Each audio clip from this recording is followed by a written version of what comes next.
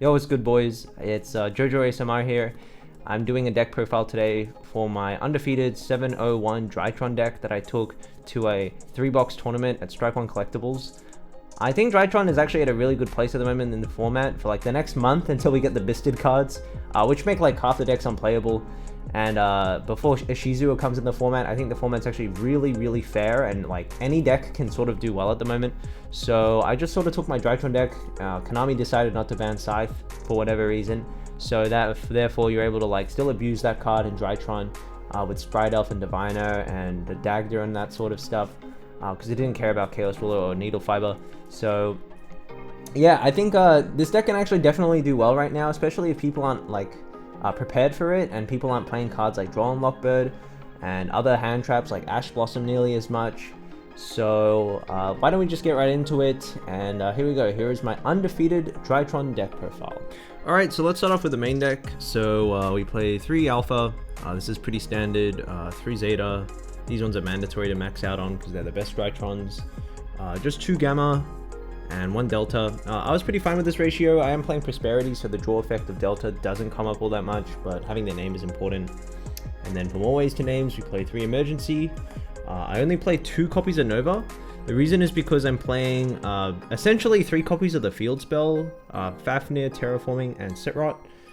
So I don't really want to play like too many copies because I think 5 is perfect. You just want to draw one of these 5 basically, as you don't want to draw like multiple Novas.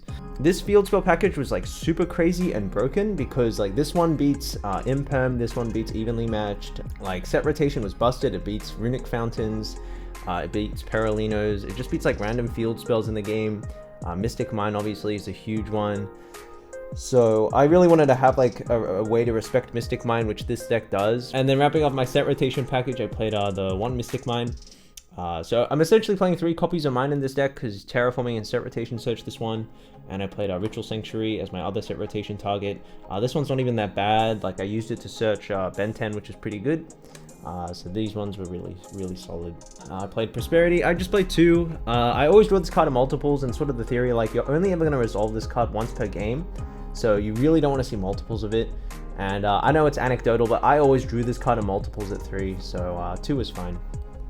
And then for our ritual monsters, the recently unlimited Cyber Angel Ben 10. I don't know what they were thinking on limiting this one. Not once per turn, searching a Light Fairy, super broken, makes the deck a little bit more consistent. And just being able to loop the 3rd Ben 10 actually can come up when you open like and make your boards like unbeatable, to be honest. It even makes this card even more absurd. Like this card's just one of the best cards ever printed. Natasha, win condition in time, being able to steal your opponent's monsters, super broken. So there's no introduction, there's nothing to really be said that hasn't already been said because this card's busted.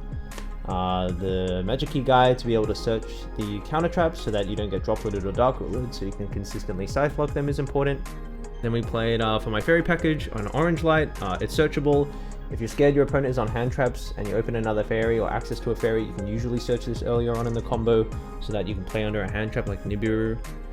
Chaos Valk, which is basically used for like an extender, but also helps you make Baron Defleur with your level 6 Diviner. This card that should have been banned, I don't know why they didn't ban it. It is what it is, but just like the Scythe Lock is just ridiculous. And you set up Diviner, the Herald, and Sprite Elf. This card's really awesome as well. Only need to play 2 copies of this one because it is searchable now with 3 Ben 10, more than ever. I didn't play the Megaliths, but like I might experiment with those because like the Megaliths are really powerful. They increase the ceiling of the deck.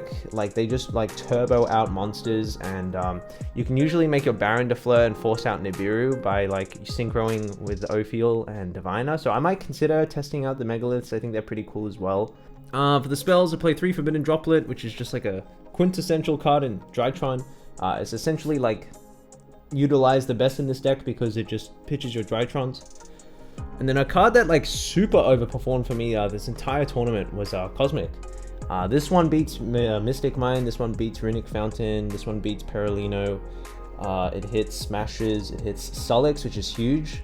A lot of danger tier players are like straying away more from the combo version of the deck because it's not as like strong now without Snow, Chaos Ruler, and Fiber. So like Cosmic being able to like hit Sulix because they're a lot of the time setting up like more control like mid-range boards with like Kit Coloss and Trap and playing a lot on your turn. So this one beats Sulik and like makes the board super simplified, and you can just like gas through it basically. Obviously it hits Runic Fountains, hits mine, like I said. Just like random thing, it has like a lot of utility. You can set it going first. Like this card was amazing all weekend. Hits like Tri-Brigade Revolt, just like random stuff, and like sprite cards, like I said. So definitely moving forward, I'll definitely keep playing Cosmic in my main deck. I played Call by an Instant Fusion. These ones are really broken. Not really much to be said. I think like still setting up Millenniumize is super important because hand traps can hurt this deck a little bit, especially now that people start to play Droll more and more. So playing Millenniumize I think is important, and then we played the one ritual spell and Magic Key unlocking, wrapping up the main deck. For my extra deck, I played Linkuriboh and Anima. Going forward, I might cut the Linkuriboh for Appaloosa because I found that post side, when you're forced to go second and you're siding out your Scythe and your Valkyria and like some of your combo pieces, after you break their board, like I didn't really have like a boss monster to make, so I think like going forward I might just cut the Linkuriboh and play off an Appaloosa. Anima is still broken, like people play into this card like crazy, so really good. Sprite Elf for the combo, Dagda for the combo, this one to link climb with like Natasha and the access code. Entis, the Millenniumize Restrict for the instant fusion target, Baron and Herald. Then we played Beatrice, the Downed and Zeus package, and Tomb of Vader Fafnir, and that was the extra deck. Yeah, this is the only change I'd probably make, the Linkuriboh one. As for the side deck, obviously like you can tailor it to your meta, but I played 3 Lava Golem. This one was cracked. This one beats a lot of boards, obviously. It like makes your mind stick a lot of the time. 2 Dark Ruler. Only 2 copies of this because like it sort of functions as a 4th and 5th copy of Droplet, and I just want to draw one of those 5, and my opening 6 card hand in a 40 card deck is like 60% chance to draw one of them. So I thought it was fine just playing 2. And like this one hits Sprite, this one hits like Flunder, it just like helps a lot. 1 Lancia, it's searchable, really good versus Flunder, obviously. Like random banish decks like Invoked, people have started playing all of a sudden. The 3rd Cosmic Cyclone, like really important for Fountain decks and like Tearlament. This card is just like really absurd post ban list, evenly matched, super strong versus Tearlament, obviously.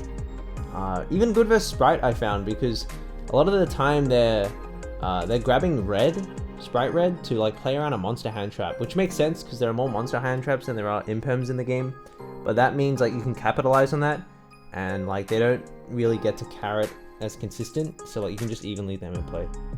And for my only monster hand trap, I played Droll in my main deck. This one beats Flunder. This one's good versus like the random decks like Adignista. It's good versus like Danger Tearlament, good versus the Drytron Mirror, it's good versus random Invoked piles.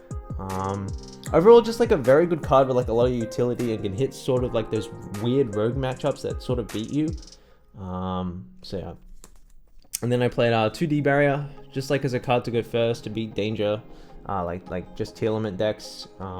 Especially if you get hand trapped a lot, you can just set this usually and just like stop their turn, and then like you have so much follow-up because you have your Drytrons, your Dragon Rulers in your grave. So but yeah, that was my side deck. Pretty good, pretty happy with it. I don't know if it's going to change moving forward, but yeah, so that was my Drytron deck profile. Big thanks to Brian and Topdeck for having me.